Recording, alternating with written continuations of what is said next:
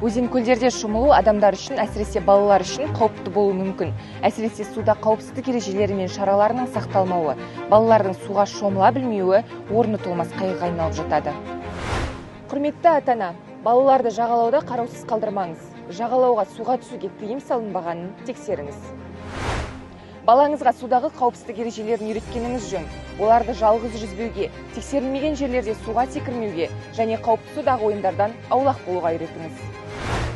Суда шомылу кезінде балаңызға үрлемелі кеудешелер мен басқа да құтқару құралдарын қолданыңыз.